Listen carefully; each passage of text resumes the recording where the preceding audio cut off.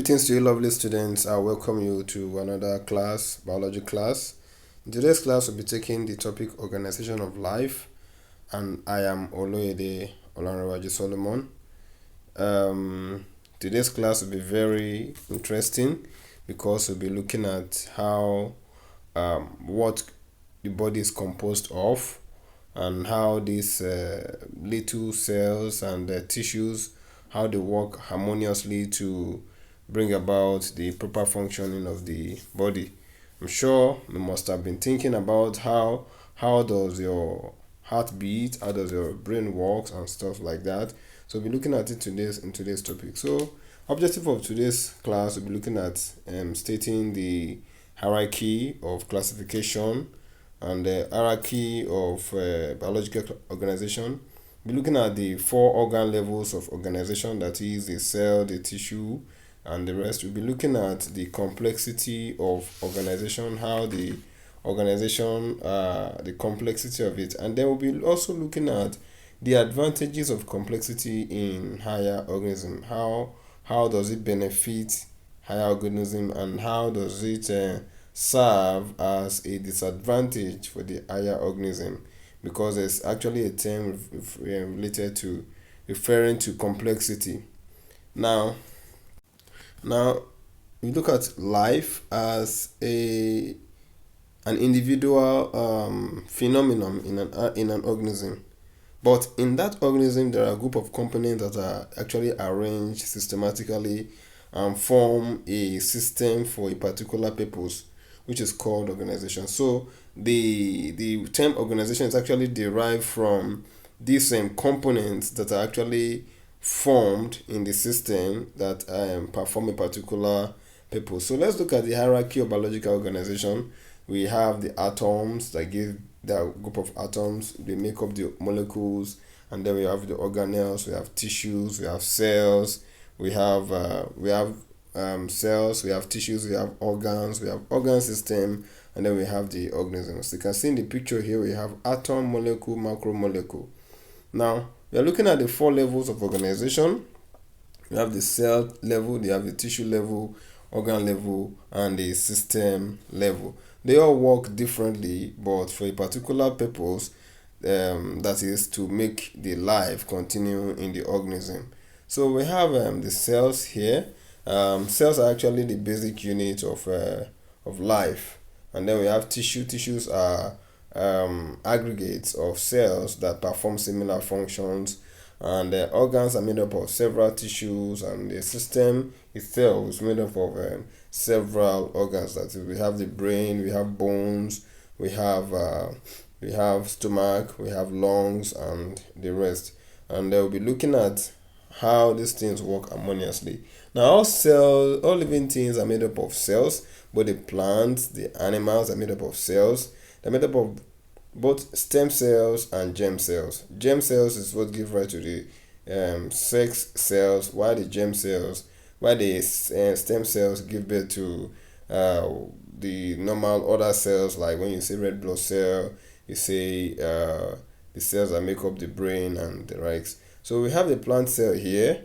The plant cell has both the cell membrane and the cell wall, which the cell wall is actually absent in the animal cell. Now, a cell, as been told, is a basic unit of life, and it contains prominently the nucleus. It contains a living cytoplasm.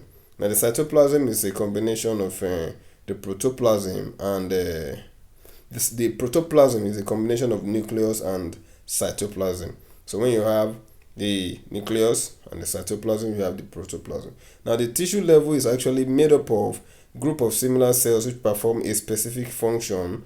And examples of tissues, we have blood, we have bone tissue, we have adipose tissue, we have nervous tissues that makes up the nervous system, that is the brain and the spinal cord. We have the epithelial tissue, we have the connective tissue, we have muscular tissue, which are actually meant for locomotion.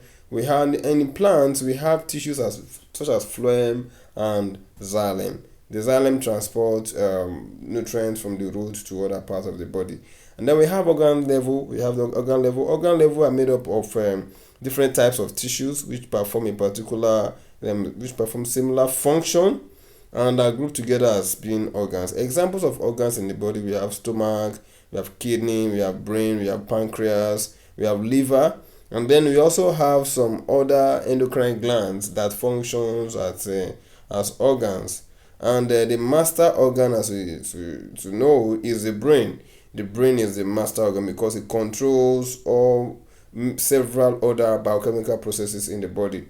So you can see here we have the brain, which is located in the cranial part of the body, and the brain is divided into several parts. We have cerebrum, we have cerebellum, we have hypothalamus, and so many other parts of the human brain. And then now we have the organ system. There are about 12 organ system. We have integumentary, we have skeletal system, we have muscular system, we have nervous system made up of the brain, the spinal cords, and the nerves. We have the endocrine system, which is made up of the endocrine glands. Now, complexity of living organisms actually increases from unicellular organism to multicellular organisms. Examples of unicellular organisms are paramecium, you have amoeba, and examples of multicellular organisms are humans, we have cats, we have goats. All these are examples of multicellular organisms. Though unicellular organisms lack tissue, they lack organ and system, they still perform the various life processes within the cell. So advantages of complexity of life in higher organism, that is, the complexity brings about internal structural specialization. The complexity also lead to differentiation of cells. The complexity also causes the division of labor among the cell, which ensures the proper functioning of the organisms. Complexity also makes higher organisms to be more resistant towards adverse condition of the environment because we have several cells performing different functions, so they are able to withstand resistance against adverse condition. However, there are disadvantages of complexity in higher organism. One of these is that the individual cell may lose their independence to be dependent on one another's activity. So some cells will have to be dependent on another cell. For instance, the release of hormones in the body is actually dependent on the brain. Okay. Now, due to complexity, organisms increase in size. It creates difficulty in acquisition of respiratory gases such as oxygen, nutrients, and loss of metabolic waste.